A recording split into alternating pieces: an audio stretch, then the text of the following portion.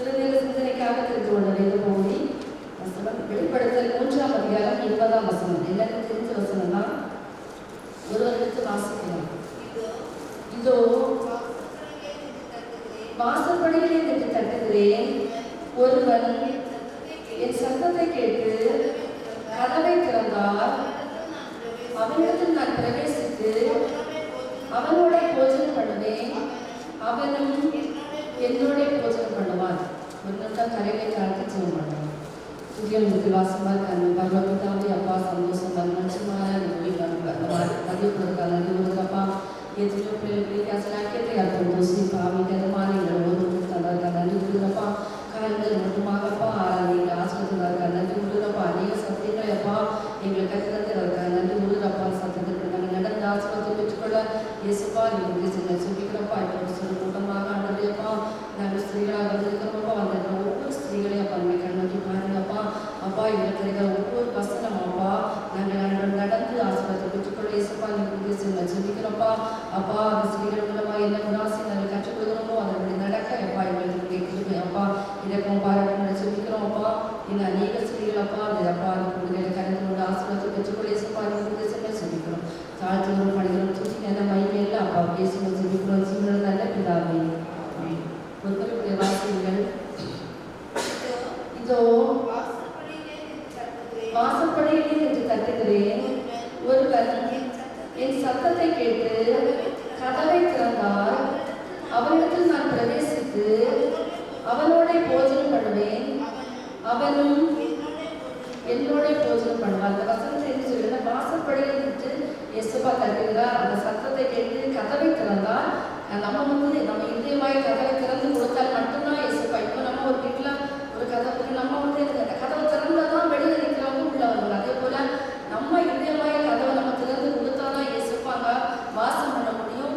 அப்படி ஒரு ஸ்திரீ தன் இதயமாய் கதவை திறந்து கொடுத்தால் அந்த ஸ்திரீ யாருக்கு நம்ம இன்னைக்கு பார்க்க போறோம்.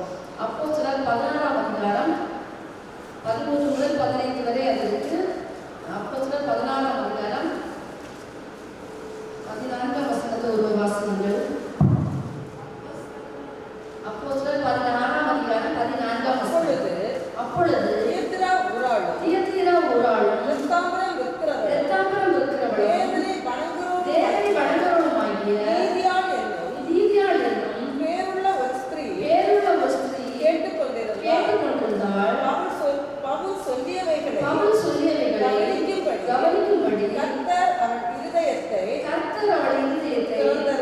திறந்தருளினார். இப்போ லீதியாள் என்ற ஸ்திரீயை நம்ம பார்க்கிறோம். ஏற்கனவே நம்ம அநேக செய்திகள் எல்லாம் கேட்டுருவோம். இருந்தாலும் ஆவியானவர் இன்னைக்கு நமக்கு எப்படி கற்றுத்தருக்கிறாரோ அதன்படி நம்ம பார்ப்போம்.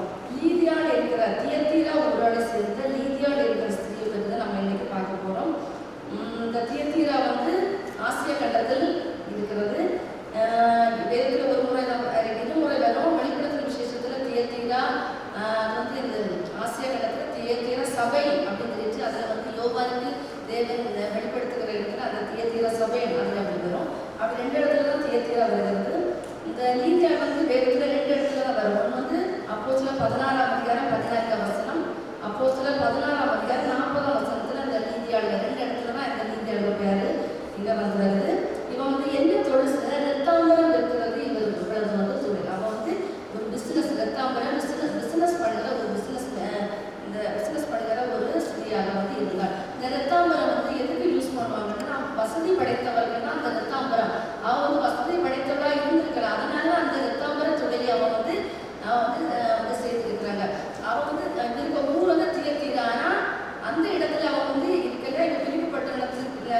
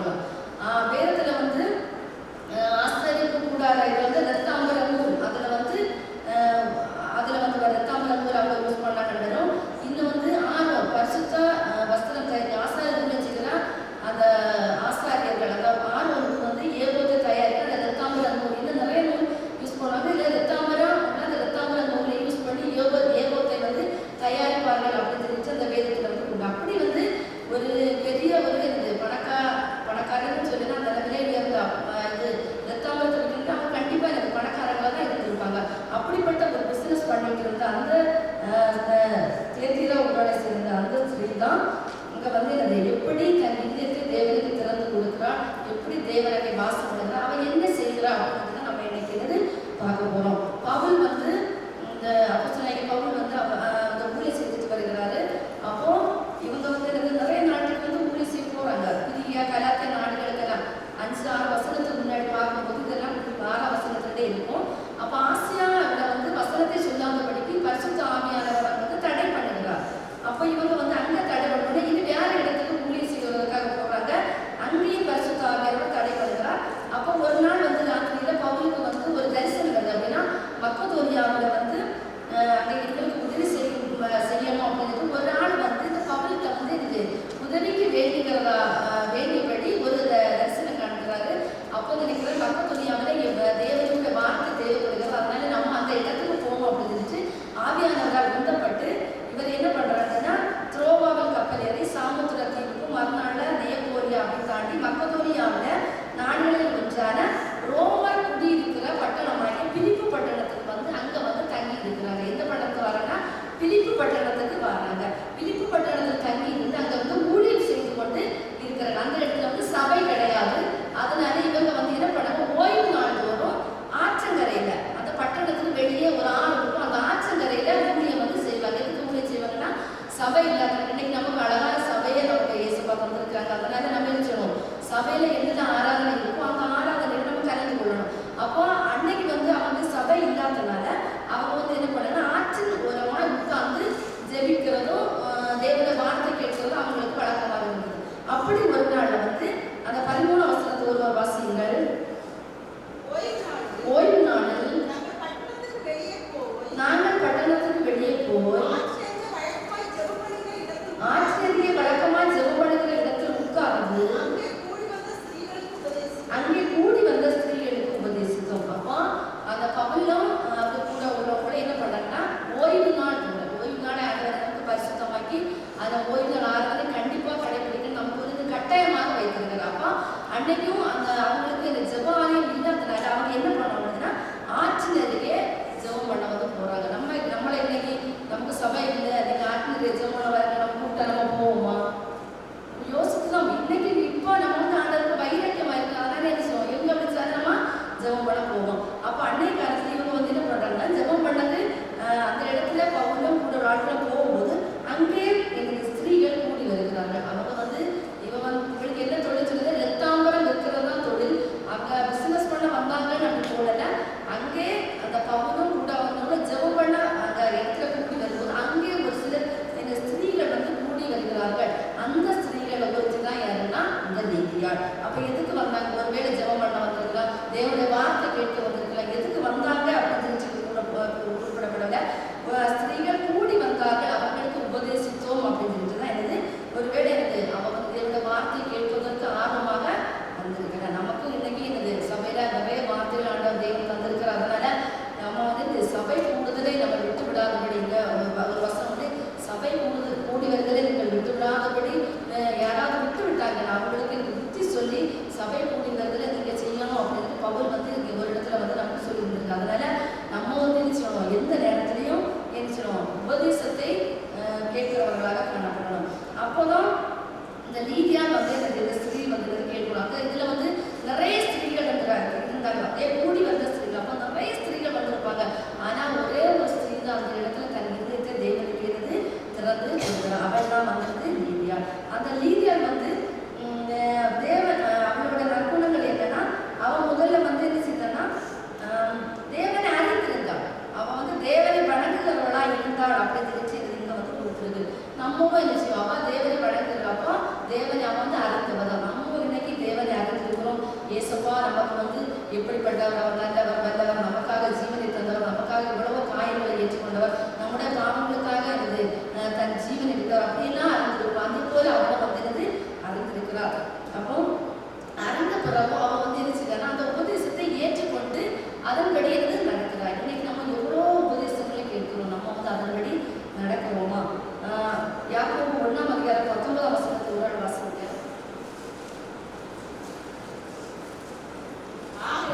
ஆகையால் என் பிரியமான சகோதரரே யாவரும் கேட்கிறதற்கு தீவிரமாயும் பேசுவதற்கு பொறுமையாயும் கோபிக்கிறதற்கு தாமதமாயும் இருக்க சொல்லி கேட்கிறதற்கு தீவிரமாயும். நம்ம வந்து என்ன செய்யணும்? தேவ பிள்ளைகள் தான் சொன்னாரு வசனம், நம்ம வந்து கேட்கிறதற்கு தீவிரமாக இருக்கலாம். அதே போலதான் இந்த நீதி அளவுக்கு அந்த பவுல் சொல்லிய வார்த்தைகளை கவனமாய் கேள்வி. ஏன்னா நான் கேட்கல, அவ கவனமாய் கேட்டு கொண்டிருந்தாள் அப்படின்னு சொல்லிட்டு இங்க வந்து கேட்டனாலதான் எனக்கு இதுக்கு திறந்து கொடுத்தா தேவன் அங்கே வாசம் பண்ணினான். ஏன்னா நான் ஒண்ணு கேட்டான். இப்போ நம்ம வந்து ஒரு ஆள் ஒரு கதை சொல்ல, அவன் வந்து ஏன்னா நான் கேட்டா அவங்க திருப்பி கேட்டாலும் சொல்ல முடியுமா? முடியாது. அவன் வந்து கவனமாய் கேட்டனாலதான் அவன் அங்க வந்து தேவன் வந்து கிரீஸ். அதே போல நம்ம சொன்னோம், தேவ பிள்ளைகள் நமக்கு ஏதாவது வார்த்தைகள் சொல்வது அறிவிச்சோம். நம்ம வந்து நல்ல கவனமா என்ன சொல்றாங்க, ஏது சொல்றாங்க, எதுக்கு சொல்றாங்க, அது நமக்கு நல்லது, நமக்கு நல்லதான் சொல்றாங்க. நம்ம வந்து என்ன செய்யணும்? நம்ம வந்து தீவிரமா கேட்கிறவர்களாக கேட்டுக்கணும். அதே அதுக்காக 22 வசனத்தை வாசிங்க. அல்லாமலும் நீங்கள் உங்களை வஞ்சியாதபடிக்கு இந்த வசனத்தை கேட்கிறவர்களாய் மாத்திரமல்ல அதனுடைய செய்கிறவர்களாய் இருங்கள். இங்க வந்து சொல்லுது, அங்க வந்து சொல்லுது தீவிரமாய் கேட்கணும் சொல்லிட்டு கேட்கிறவர்களாய் மாத்திரமல்ல அதன்படி செய்கிறவர்களாக இருக்கணும். அந்த ரீதியால் கேட்டு அப்படியே விட்டு விடல, அதை கேட்டு அதன்படி செய்தால் நம்ம என்ன சொல்லணும்னா கேட்கிறவர்களாய் மாத்திரமல்ல அதன்படி செய்கிறவர்களாய் இருக்கணும் அப்படின்னு தெரிஞ்சது. நமக்கு வந்து ரீதியான மூலமா தேவன் வந்து கற்றுக்கிறார். இரண்டாவதாக தேவனுடைய வார்த்தையை, அதாவது தேவ பிள்ளைகள் சொல்லும் வார்த்தையை முதலாவது தேவன் வணங்குறவர்களாக இருந்தால், இரண்டாவது வந்து அவங்க தேவனுடைய வார்த்தையை வந்து கவனமா கேட்கிறவர்களாக இருந்தால், மூன்றாவது வந்து தன் இருதயத்தை தேவனுக்கு ஒப்பு கொடுக்க எனக்கு திறந்து எனக்கு ஒப்பு கொடுக்கிறார். அது வந்து அதான் அந்த வசனத்திற்கு என்ன சொல்லியிருக்கேன்னா, அந்த 14ஆம் வசனத்துல கடைசியில் சொல்லியிருக்கோம், பவுல் சொல்லியவர்களை கவனிக்கும்படி கர்த்தர் அவள் இருதயத்தை திறந்தாடினார். அதான் இந்த வசனத்துல இருந்து நம்ம கேட்டோம், கேட்கிறது மட்டுமல்ல அதன்படி நடக்கணும். கேட்டு நிச்சயணும் அதன்படி நடந்தனால்தான் எனக்கு அந்த இருதயத்தை அந்த இடத்துல எனக்கு தேவனுக்கு திறந்து கொடுக்கிறவர்களாக அவர் திறந்து கொடுத்தால் தேவன் எங்கே வாசம் பண்ணினார் அப்படின்னு பார்க்கலாம். தான் வெளிப்படுத்த நம்ம 3:20 நாங்கள் வாசித்தோம். இதோ வாசப்படையிலிருந்து தடுக்க நம்ம சத்தத்தை கேட்டு கதவை திறந்தால் மட்டும்தான், திறந்து கொடுத்தா மட்டும்தான் எனக்கு தேவன் அங்கே இருந்து வாசம் பண்ண முடியும், இல்லாமல் வாசம் பண்ண முடியாது. இந்த நம்ம அப்படி நம்ம தேவன் நம்ம இதயத்துல வாசம் பண்ணணும். நம்ம இருதயம் எப்படிப்பட்ட இருதயமாக இருக்கணும்? நம்ம இருதயத்துல நம்ம இருதயம் எப்படிப்பட்டதாக இருந்து திருக்குறள் மகா கேள்வி பல விதமான என்னது தூஷணங்கள் பொல்லாத சிந்தனைகள் அப்படிப்பட்ட நிறைந்த இருதயத்துல நம்ம வந்து நம்ம தேவன் வாசம் பண்ண வேண்டும். தேவன் இருந்து நம்ம சரீரம் வந்து தேவனுடைய ஆலயம். அந்த ஆலயத்துல நம்ம என்னது நம்ம இருதயம் தான் தேவனுக்கும் வாசஸ்தலம். அந்த வாசஸ்தலத்தை நம்ம தேவன் வந்து நமக்கு தங்கணும். நம்ம இருதயம் எப்படிப்பட்டதாக இருக்க வேண்டும், நம்ம வந்து எப்படி தேவனை தேட வேண்டும் அப்படின்னு சொல்லி பார்க்கும்போது எரேமியா 29ஆம் அதிகாரம் 13ஆம் வசனத்துக்கு ஒரு வாசியுங்கள்.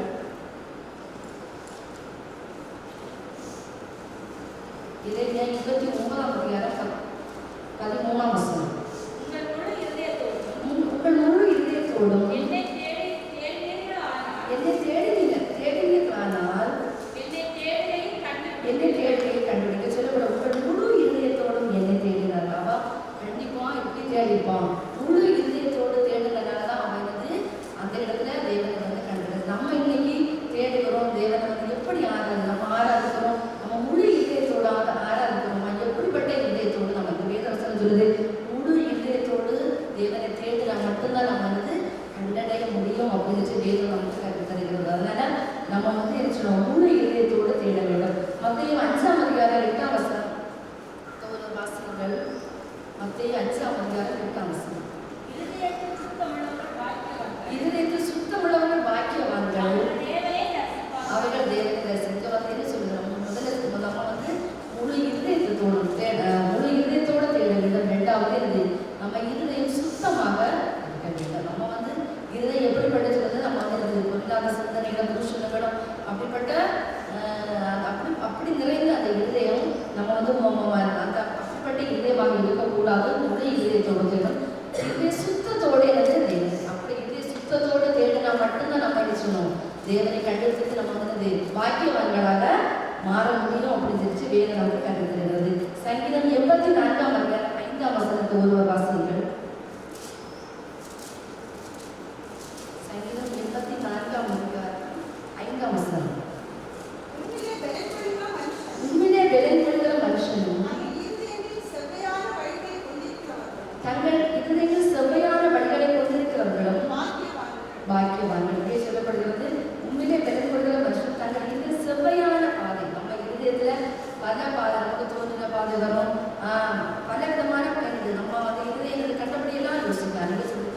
செவ்வையான பாதை, தேவனுக்கு விரும்புகிற பாதை என்பது எது என்பதை அறிந்து நம்ம நம்ம இதயத்தில் அப்படிப்பட்ட யோசனைகள் தான் யோசிக்க வேண்டும். அப்படிப்பட்டவர்கள் தான் பாக்கியம். ஒருவேளை அவன் தேவனுக்கு முன்பாக பாக்கியமான கண்டிப்பாக முழு இதயத்தோடு அவன் இதயத்தில் எந்த ஒரு கசப்பும் ஒரு இது இல்லாமல் அவன் சுத்த இதயத்தோடு தேவனோடு தேடினால தான் அவனது அந்த இதயத்தை அந்த தேவன் வாசம் பண்ணுவதற்கு எனக்கு ஏற்றதாக இருக்கு. அதுபோல நம்ம முழு இதயத்தோடு சுத்த இதயம் உலகத்தை தேட வேண்டும். தேவனுடைய வழி செவ்வையான பாதை தான். நம்ம விரும்புகிற சுயமான வழி கிடையாது. தேவனுடைய வழி எது என்பது நம்ம கேட்டு அதன்படி பாதையில அந்த நம்ம இதயத்துல நம்ம கேட்டு தேவன் நடக்கிற பாதையில நடக்கும்போது நம்ம அவளை போல வாக்கியங்களாக காணப்படுவோம் அப்படின்னு சொல்லி கூறப்படுகிறது. எரேமியா 4ஆம் அதிகாரம் 24 எரேமியா 7ஆம் அதிகாரம் 24 வசனத்தை வாசிங்க. அவர்களோ அதை கேளாமல் தங்கள் செவியை சாயாமல் போய் தங்கள் பொல்லாத இதயத்தின் யோசனைப்படியையும் கடினத்தின்படியையும் நடந்து முன்னிட்டல்ல பின்னிட்டே போனாங்க. எவ்வளோ ஸ்திரீகள் இருக்காங்க. அதில் ஒரு ஸ்திரீ மட்டும்தான் இருக்கா.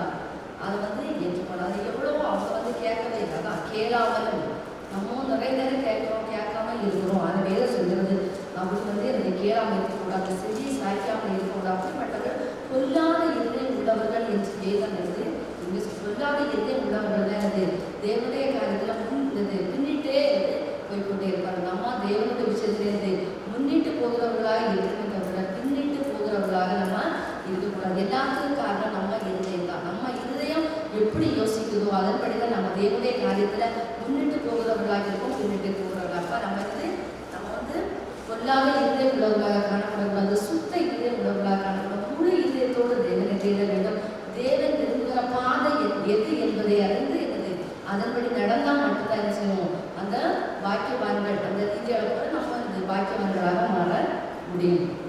அப்போ முதல்ல சொல்லுது அவன் தேவனை அறிந்தவளாக இருந்தால் அது அந்த பிசினஸ் பண்ண எவ்வளவுதான் வேலைகள் இருந்தாலும் நம்ம இந்த தேவனுக்கு முதலிடம் கொடுக்கிறவர்களா இல்லை. இன்னைக்கு நம்ம ஒரு ஆராதனைன்னு சொல்லி எனக்கு அந்த வேலை இருக்கு இந்த வேலை இருக்கு சொன்னா எனக்கு பெரிய பிசினஸ் அந்த பெரிய விலைகளுக்கு அந்த நித்தாமர தொழில் செய்தாலும் தேவனே இன்னைக்கு தள்ளவே இல்லை. அவன் தேவ வார்த்தையை கேட்கும்படி முன்ன போராளி தவிர அவன் பின்னாக போனாவா தான் எனக்கு கவனமா கேட்டான். அவன் வாஞ்சி உள்ளவளா ஆர்வம் உள்ளவளா இருந்தனாலதான் தேவ பிள்ளைகள் என்ன சொல்லுகிறார்கள் அப்படின்னு தெரிஞ்சது.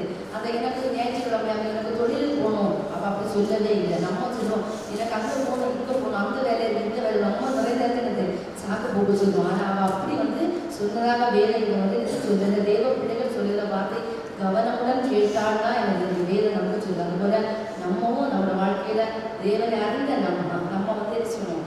நம்ம எவ்வளவுக்கு எவ்வளவு அவர் என்ன சொல்லுகிறாரு, தேவன் நமக்கு முன்மாதிரியை வைத்து போயிருக்கிறார். அவர் நிறைய அடிசோடு இப்படிதான் நடக்கணும், தேவப்பிள்ளை இப்படிதான் இருக்கணும் அப்படி நிறைய காரியங்களை என்ன சொல்லணும். அப்போ தேவனை அறிந்த பிள்ளைகளை நம்ம என்ன சொல்லணும், அவர் வைத்த அடிசோடுகளை பின்பற்றி தான் போன்மை தவிர நம்ம என்ன சொல்லக்கூடாது, பின்னோக்கி எந்த காரணத்தை கொண்டு எந்த சூழ்நிலையை கொண்டு என்ன செய்யக்கூடாது, பின்னோக்கி போகக்கூடாது. ரெண்டாவது அவன் கவனமாக கேட்டவர்கள் நம்ம கவனமாக கேட்டு நம்ம செய்கையில் அதன்படி நடக்க வேண்டும். மூன்றாவதாக தன் இருதயத்தை தேவனுக்கு அவனுக்கு ஒப்பு கொடுத்தாள். அதுபோல நம்ம என்ன செய்யணும், நம்ம இருதயத்தை தேவனுக்கு ஒப்பு கொடுத்து தேவன் வாசம் பண்ணுவதற்கு நம்ம என்ன செய்யணும், நம்ம ஒப்பு கொடுத்தா மட்டும் நம்ம நிறைய ஆராதனையாக ஒப்பு கொடுக்கணும். என் இருதய சிந்தனை சொல்லி செய்யலாம் எல்லாம் ஏசப்பாங்க. அடுத்தது சபை விட்டு வெளியில போது நம்ம என்ன செய்யணும், பழைய போல மாற்றணும். ஒப்பு கொடுத்து நம்ம என்ன செய்யணும், தேவனுக்கு பிரியமான பிள்ளைகளாக காணப்படணும். நான்காவது தேவ வார்த்தைக்கு கீழ்ப்படுத்தி தன்னை ஒப்பு கொடுத்து தேவனுடைய நீதியை நிறைவேற்றுகிறார். தேவனுடைய நீதி என்னது, ஞான ஸ்நானம் எடுப்பதற்கு தன்னை ஒப்புக்கணும். முதல்ல அவளும் அந்த 15 வசனத்தை சொல்ல அவளும் அவள் வீட்டாரும் ஞான ஸ்நானம் பெற்றது.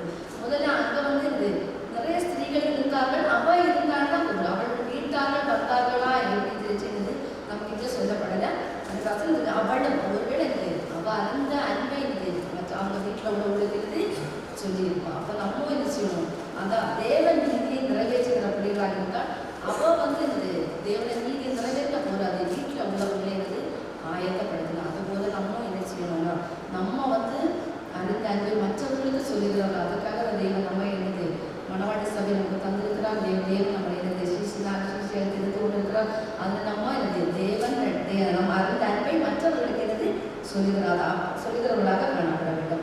அவளும் அவள் வீட்டாரும் ஞான ஸ்நானம் பெற்றது. அப்போ அது வந்து தேவனுடைய நீதி. ஞான ஸ்நானம் பெறுகிறது என்பது தேவனுடைய நீதி. அப்போ நம்ம இது தேவ நீதி அப்படி தெரிஞ்சுக்கிது அறிந்த பிறகு நம்ம வந்து அதை தள்ளி போகக்கூடாது. அந்த தேவ அந்த தேவன நீதி நிறைவேற்றுகிற பிள்ளைகளாக நிச்சயம் காணப்படணும். அதான் யோசுவா 24 அதிகாரம் 15 வசனத்திலே சொல்கிறது, நான் என் வீட்டார் போவதால் கர்த்தரையே சேவிக்கும். அந்த வாக்குத்தத்த வசனம் அவளுடைய அந்த ஸ்திரீயோட வாழ்க்கையில் இருந்து இன்னைக்கு அந்த வாக்குத்தத்த வசனம் நம்முடைய வாழ்க்கையில் நிறைவேறு. நம்ம நம்ம குடும்பத்தில் அது நிறைவேறி இருக்கலாம். அப்போ நிச்சயம் நம்ம ஜோசப்பா அந்த வாக்குத்தத்தை சொல்லி எனக்கு நான் என் வீட்டார் போவதா கர்த்தரையே சேவிக்கும். அந்த வாக்குத்தத்தை என் வாழ்க்கையில் நிறைவேற்றித்தாங்க அப்படின்னு சொல்லுவோம். நம்ம வந்து ஜெபித்தா மட்டும்தான் எனக்கு ஏசப்பா அதில் வந்து நிறைவேற்றி தருவார். அப்போ நாங்கள் இந்த தேவ வார்த்தைக்கு கீழ்பட்டு தன்னை ஒப்பு கொடுத்து தேவனுடைய நீதியை நிறைவேற்றினால் அப்படின்னு சொல்லி பார்ப்போம். அதுபோல நம்ம என்ன சொல்லுவோம், நீதியை நிறைவேற்றி தன் குடும்பத்தாரையும் என்னது அதுபடி என்னது நடக்கிறான். அதுபோல நம்மளும் ரட்சிக்கப்பட்டா கூடாது. நம்ம குடும்பத்தில் ஒவ்வொருவரும் ரட்சிக்கப்படணும், அவங்களும் ஞான ஸ்நானம் பண்ணணும். அந்த வாரம் நமக்கு எப்போ இருந்து தேவனை என்னது முன்னிறுத்துகிறவர்களாக காணப்படுகிறது. 5வதாக தன் விசுவாசத்தை கிரியைகளில் வெளிப்படுத்துகிறார். அந்த அப்போஸ்தலர் 15ஆம் அதிகாரம் அதோட வாசிக்க ஒரு ஆளு 16ஆம் அதிகாரம் 15ஆம் வசனம். அவளும் அவள் வீட்டாரும் ஞானஸ்நானம் பெற்ற பின்பு அவள் எங்களை நோக்கி நீங்கள் என்னை கர்த்தரிடத்தில் விசுவாசம் உள்ளவளென்று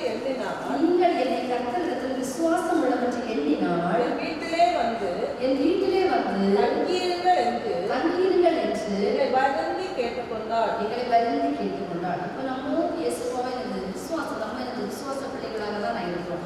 அப்போ இவளை வந்து இயேசுவை விசுவாசத்தினால தான் அவன் வந்து இயேசுவை விசுவாசிக்காம இருக்க நேரத்தில் பண்ண முடியுமா? வர முடியாது. வீட்டில் உள்ளவங்களை ஆயத்தப்படுத்தி இருக்க முடியாது. அவங்க வீட்டில் உள்ளவங்க உடனே சொல்ல கேட்டிருப்பாங்களா? அவன் சொல்லுறது நிறைய நாட்கள் ஆகிருக்கும். அதுக்கு குறிப்பிட்ட நாட்கள் தான் அப்படின்னு கொடுத்துருது. ஆனால் கண்டிப்பாக அவன் வந்து சொல்லிய பிரகாரம் வந்து சொல்லியிருப்பான். சொல்லி அவங்க வந்து ஆயத்தப்படுத்தி இருப்பான். அப்போ நம்ம அவங்க நம்ம குடும்பத்தோட ஆயத்தப்படுத்த வேண்டிய பொறுப்பு இயேசுப்பா நம்ம ஸ்திரீகளாக நம்ம நடத்துறது. அப்போ இந்த ஞான ஸ்நானம் பெற்றது அவளை எங்களை நோக்கி நீங்கள் கர்த்தரிடத்தில் விசுவாசம் உள்ளவற்றை எழுதினாங்க. அப்போ அவங்க என்ன சொல்றாங்க, அவங்கள்ட்டையும் அந்த ஸ்திரீகள் என்ன சொல்றாங்க, நீங்கள் விசுவாசம் உள்ளவற்றை எழுதினாங்க. அந்த விசுவாசத்தை அவங்க கிரியைகளை வெளிப்படும். நீங்க வந்து என்ன விசுவாசம் உள்ள நம்ம விசுவாசம் நம்ம வந்து தேவனை விசுவாசிக்கிறோம். அதுபோல விசுவாசம் உள்ளவற்றை எழுதினால் நீங்கள் என் வீட்டில் வந்து தங்கீர்கள் என்று வருந்தி கேட்டுக்கொண்டார். அப்போ தேவ பிள்ளைகளோடு அவங்க ஒரு ஐக்கியத்தை ஏற்படுத்துகிற பிள்ளைகளாக இருந்தாங்க. வருந்தி கேட்டீங்க வந்து நான் வந்து நீங்கள் வந்து இயேசுவ பிள்ளை விசுவாசத்தை நீங்கள் வந்து தங்கணும் அப்படின்னு சொல்லிட்டு அவங்க வந்து வருந்தி கேட்டுக்கொண்டாள். கிரியைகள் அங்கே வந்து வெளிப்பட தங்கி இருக்கணும். எதுக்காக தங்கணும்? தேவ பிள்ளைகள் வந்து என்ன பண்ணுவாங்க, அந்த அன்னை காலத்தில் அந்த சபை கிடையாது. அப்போ அவள் வீட்டில் வந்து ஊழியம் தொடங்குவதற்கு அது ஒரு ஏதுவாக இருக்கு. அதற்காக அவன் வந்து என்ன செய்யறாங்கன்னா அவங்க வீட்டில் வருந்தி வீட்டில் வாங்க வந்து தங்குங்க அப்படின்னு சொல்லிட்டு அந்த பிள்ளைகளை தேவ பிள்ளைகளை உபசரிக்கிறவர்களாக இருக்கு. அப்போ நம்ம தேவ பிள்ளைகளை நம்ம வீட்டில் வாங்க அப்படின்னு சொல்லிட்டு நம்ம வந்து ஏற்றுக்கொள்வர்களாக இருக்கணும். அதுக்கப்புறம் அவன் வந்து தேவ பிள்ளைகளை கனம் பண்ணுகிறான். கனம் பண்ணினால எங்கள் வீட்டில் வாங்கன்னு கனம் பண்ணாமல் இருந்தா எங்கள் வீட்டில் வாங்க அப்படின்னு கூப்பிட மாட்டான். அப்போ தேவ பிள்ளைகள் கனம் பண்ணுகிறவர்களாக அவங்களை கனம் பண்ணி அவங்களை உபசரித்து அவங்களுக்கு என்னெல்லாம் தேவை அவங்க வந்து இந்த தம்பரம் அந்த தொழிலும் வருமானம் இருக்கு. அந்த வருமானத்தை கண்டிப்பாக ஒன்று கொடுத்துருக்கோம். அதுபோல நம்ம என்ன செய்யணும், அதான் பிள்ளைகளை தேவ பிள்ளைகளை உபசரிக்கணும். வீட்டில் வந்து நம்ம அவங்க வந்து அவங்க தங்க வரமாட்டாங்க. ஊழியத்திற்காக நம்ம என்ன செய்யணும், அது நம்ம வந்து அந்த இடத்துல ஒரு இடத்தை அவன் வந்து அவள் வீட்டையே கொடுத்தோம். முதல்ல வந்து அவளை இருதயத்தை கொடுத்தா, ரெண்டாவது அவன் வந்து அவளுடைய வீட்டை கொடுத்தோம். அதுபோல நம்மளும் இருதயத்தை கொடுக்கணும். நம்ம வீட்டை ஊழியம் தொடங்குவதற்காக நம்ம வீட்டையும் அந்த நீதியாக கொடுத்தது போல நம்ம நினைச்சோம். அப்படிப்பட்ட குணமுடையவர்களாக காணலாம். அவரோட கிரியை வெளிப்படுத்த இன்னைக்கும் நம்ம இயேசுப்பா இருந்து நம்ம விசுவாசம் சொல்கிறோம். நம்ம கிரியைகள் எப்படிப்பட்ட கிரியைகளாக இருக்கிறது. அவன் வந்து கிரியை வெளிப்படுத்த தேவனை உபசரித்தா அவங்களோட ஒரு ஐக்கியம் நம்ம தேவங்களோட ஐக்கியமாக இருக்கணும். இருந்தாலும் நம்முடைய கிரியைகள் எப்படிப்பட்ட நம்ம வந்து அந்த தேவனுடைய காரியத்தை நம்ம வந்து எப்படி ஆர்வம் இருக்கிறதா, வான்சி இருக்கிறதா, முன்னிட்டு போகிறோமா இல்லை பின்னிட்டு போகிறோமா, நம்ம வந்து நம்ம கையில் கிரியைகள் எப்படிப்பட்டதாக இருக்கிறது அப்படின்னு நம்ம எப்படி யோசிக்கணும். 10ஆம் அதிகாரம் 41 வசனத்திலே இருந்து நேரம் கேட்கணும். தீர்க்கதரிசி இந்த நாமத்தில் நிமித்தம் தீர்க்கதரிசி ஏற்றுக்கொள்கிறவன் தீர்க்கதரிசி ஏற்றுக்கொள்கிறேன் சீசன். அப்போ நம்ம தேவ பிள்ளைகளை ஏற்றுக்கொண்டு அதுக்குள்ள பிரதிபலன் நமக்கு கிடைச்சோம் கண்டிப்பா கிடைக்கும். அது வந்து இது ஒரு நாள் நம்மளுக்கு இருந்து போகாது. அதனால நினைச்சோம் நம்ம தேவ பிள்ளைகளை ஐக்கியம் தேவங்களோட ஐக்கியங்களோட இருக்க வேண்டும். அவர்கள் புஸ்தரிக்க பிள்ளைகளாக இருக்க வேண்டும். கனம் பண்ணுகிற பிள்ளைகளாக இருக்க வேண்டும். முடிந்த அளவு ஊழியத்திற்கு நம்ம நிச்சயம் கொடுக்கிறவர்களாக நம்ம ஊழியத்திற்கு நம்ம நமக்கு நேரம் ஒன்றுமே இது பண்ண முடியாது. ஊழியம் நம்மளை முடிஞ்ச வரைக்கும் தேவான்மே இது மற்றவங்களுக்கு சொல்லணும். அவங்களே எனக்கு நம்ம எப்படி தேவனுக்குள்ளாக வந்தோமோ அது போல எனக்கு மற்றவர்களை ஆயுதப்படுத்தணும். முடிந்த வரைக்கும் அவர்களுக்காக எனக்கு கொடுக்கிறவர்களாக இருக்கணும். அவர்கள் புஸ்தரிக்க அவர்களை ஜபத்திலே காய்க்கிறவர்களாக இருக்கணும். அப்படிப்பட்ட காரியத்தை வந்து நினைச்சுதான் இந்த நீதியால் வந்து செய்தார் அப்படின்னு பார்க்கணும். 1 பேதுரு 4ஆம் அதிகாரம் 9ஆம் வசனம் ஒரு ஆள் வாசிங்க. 1 பேதுரு 4ஆம் அதிகாரம் 9ஆம் வசனம். இல்லாமல் உபசரிக்கணும். நம்ம வந்து செய்கிறது எப்படி செய்யணும்? முழுமுழுப்பு இல்லாமல் செய்யணும். 2வது அந்த தேவ பிள்ளைகள் சொல்ல பார்த்து கவனமா கேட்டான். ஏன்னா நம்ம கேட்கல கவனமா கேட்டனால தேவன் அங்கே கிடேசி. அதுபோல நம்மளும் ஏன்னா கவனம் கேட்டா நம்ம வந்து தேவனுக்காக நம்ம வந்து ஏதாவது காரியம் செய்ய முடியாது. கவனமா கேட்டா மட்டும்தான் இருக்குது அந்த காரியத்தை நம்ம வந்து செய்யணும். அதனால அந்த கவனமா கேட்டு அதை செய்கிறவர்களாக காணப்பட வேண்டும். 3வது தன் இருதயத்தில் தேவன் தங்குவதற்கு என்று வந்து தங்குவதற்கு அவன் வந்து இடம் கொடுத்தா. அதுபோல நம்ம இருதயத்திலும் தேவன் எப்போது அந்த வாசஸ்தலத்தை தேவன் விரும்புகிற தேவன் விரும்புகிற ஸ்தலமாக மாற்றி தேவன் எதுனா நமக்கு சுத்தம் இருந்தவர்களாக முழு இருந்தவர்களாக பொல்லாத சிந்தனை இல்லாதவர்களாக தேவன் நமக்கு என்ன பாதை வைத்திருக்கிறார் அதன்படி நம்ம நடக்கணும். அந்த நீதியாக நமக்கு இன்னைக்கு கற்றுத்தருவது போல நம்ம அப்படிப்பட்ட காரியங்களை செய்ய வேண்டும். 4வது தேவனை வார்த்தைக்கு கீழ்ப்படிந்த தேவனை நீதி அந்த ஞான ஸ்நானம் எடுத்து வீட்டில் உள்ளவர்களே வந்து ஆயத்தப்படுத்துகிறப்பா. அதுபோல நம்மவும் இருந்துச்சோம். நம்ம வீட்டில் உள்ளவங்க இருந்து அவங்களுக்காக வாரத்தோடு செலுத்து அவர்களே நம்ம பெற்ற அன்பை அவர்களும் வருவதற்கு நம்ம ஒரு காரணமாக அவங்களுக்காக வாரத்தோடு ஜெபிக்கிறவர்களாக அவங்களே தேவனை நீதி நிறைவேற்றுவதற்கு நம்ம நினைச்சோம். ஒப்பு கொடுக்குறது நம்ம வந்து அதுக்கு காரணமாக அவங்களே அப்படி வழிநடத்தணும். 5வதாக அவருடைய தேவன் நம்மளோட விசுவாசத்தை கிரியை வெளிப்படுத்தினது போல அவங்க வந்து தேவர்களோட ஐக்கியமாக இருந்தால் தேவ பிள்ளைகளை உபசரித்தால் கனம் பண்ணினா ஊழியத்துக்காக எனக்கு கொடுத்தா அவங்க வீட்டையே எனக்கு இதயத்தை கொடுத்தது போல வீட்டையே எனக்கு செய்தா ஊழியத்திற்காக கொடுத்தாங்க. வந்து ஊழியம் அவங்க வந்து கண்டிப்பாக அதுக்கு பிறகு என்ன செஞ்சிருப்பாங்க அந்த இடத்துல இருந்து சபை கண்டிப்பாக அவங்க அதுக்கு ஒரு வேளை இப்போ வந்து இது காரணமாக இருந்திருக்கலாம் அப்படின்னு அவங்க நிறைய பிள்ளைகள் பகுதிக்கு கூட நிறைய ஸ்திரீகள் ஊழியம் செய்தார்கள் அப்படின்னு வேதத்தில் வந்து குறிப்பிடப்பட்டிருக்குது. அப்போ ஒருவேளை இவ்வளோ வந்து நினைச்சுக்கலாம் கண்டிப்பாக ஊழியம் செய்திருப்பான்.